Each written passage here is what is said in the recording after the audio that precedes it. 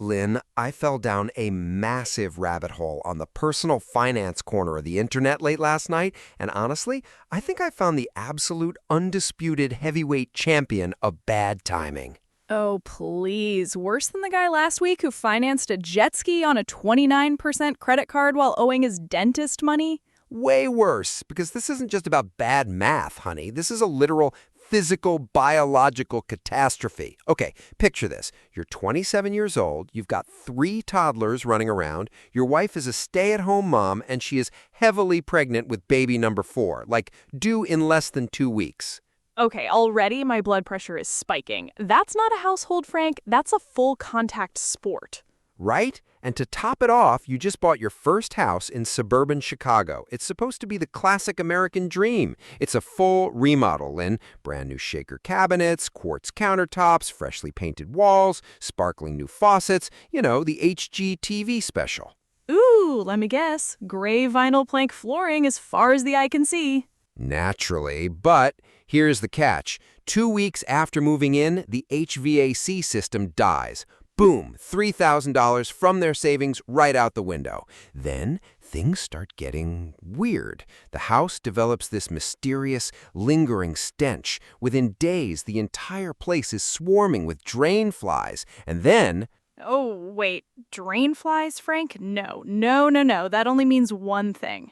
yep, the guy's out mowing the front lawn over the weekend, looks down at the corner of his yard, and sees this dark, bubbly puddle. His father-in-law grabs a shovel, digs down a few inches, and it is literal raw sewage backing up from the earth. The plumber comes out, runs a camera down, and drops the bomb. The underground cast iron sewer pipe under the concrete slab is completely cracked and rotted through.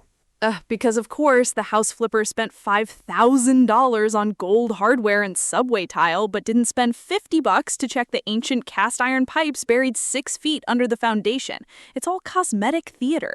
Exactly, lipstick on a rotted peg. So now the plumber says they can't run the washing machine, they can't run the dishwasher, and nobody can take a shower. The quote to dig up the foundation and trench the entire yard to the street, between $6,000 and $10,000. With a newborn arriving in 14 days and 3 kids in diapers, that is a waking nightmare. What is he even thinking of doing? Well, in pure, unadulterated panic, he posts online asking, should I just cash out my old $23,000 401k to pay for this? Oh, honey, no. Look, as a mom who has been 9 months pregnant, I completely understand the sheer primal urge to just throw money at the problem so you have a working toilet before your water breaks.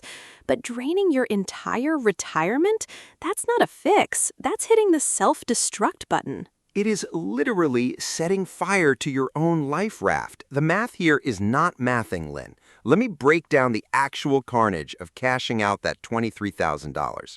First of all, the IRS steps into the room like an angry bouncer. You get hit with an automatic 10% early withdrawal penalty. That is $2,300 evaporated instantly. Poof, gone before you even touch it. Then that entire 23 grand gets piled onto your taxable income for the year.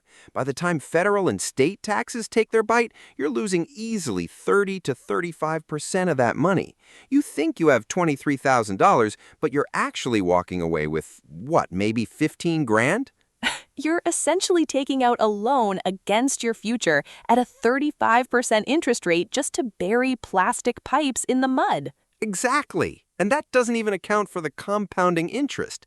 If a 27-year-old leaves that $23,000 alone in a decent index fund for 30 years, it grows into something like $300,000, maybe $400,000 by retirement.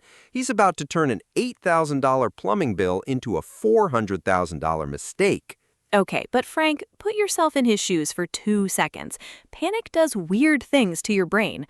Remember when we bought our first place and the basement started dripping? Oh, please don't bring up the crawl space incident. Oh, I am absolutely bringing it up. You refused to pay $300 for a licensed plumber, crawled under the floorboards with a flashlight and some YouTube tutorials, stripped a rusted bolt, and flooded the entire laundry room.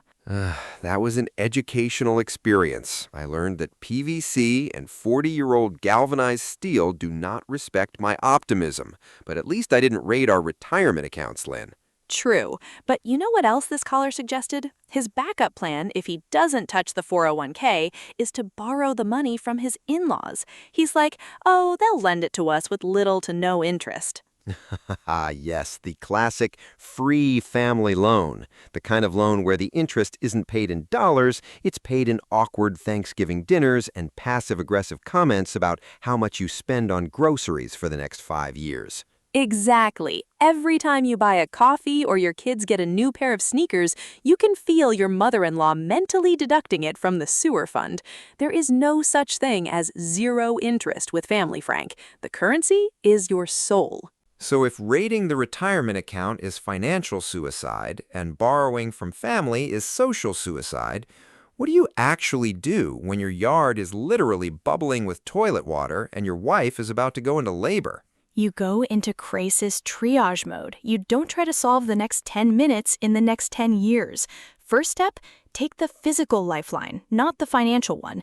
His in-laws offered to let them stay at their place for a few days. Take the kids, pack the bags, and get out of the biological hazard zone. Absolutely. Moving your pregnant wife and toddlers to the in-laws' house for 4 days is free. It gets your family safe, you get access to a working shower, and most importantly, it kills the panic. Panic is what makes you make $10,000 mistakes. Right, and once you're on stable ground, you start acting like an insurance detective instead of an ATM. Did you catch what the guy said about his home warranty and insurance? He was like, oh, I called the warranty company, but they said they don't cover sewer lines under the ground. Of course they said that. That is literally page 1 of the home warranty playbook. Step 1, collect the monthly fee. Step 2, deny every single claim that costs more than $45. They will cover a $5 plastic knob on your stove after 6 weeks of paperwork, but the moment a pipe explodes, they hit you with, oh, per subsection 42, subclause B, we only cover pipes that are visible on Tuesdays during a full moon. Exactly. So here is the tactical move. You do not take a first no over the phone from a customer service rep whose only job is to get you off the line. You pull up every single declaration page of your homeowner's insurance and that warranty contract. Feed the entire PDF into an AI analyzer. Search for every sewer, drainage, and displacement clause and demand a formal written denial. Because a lot of standard policies actually have riders or endorsements for sewer line backup, or at the very least, loss of use coverage to pay for temporary housing while the home is uninhabitable. And before you let any contractor dig a $10,000 trench across your front lawn, you call the city sewage inspector. You're on a municipal line in suburban Chicago. Half of that pipe run might belong to the city. If the collapse is past your property line easement near the curb, that is the city's bill, not yours. And even if the full repair is on you, you don't immediately drop 10 grand on day one.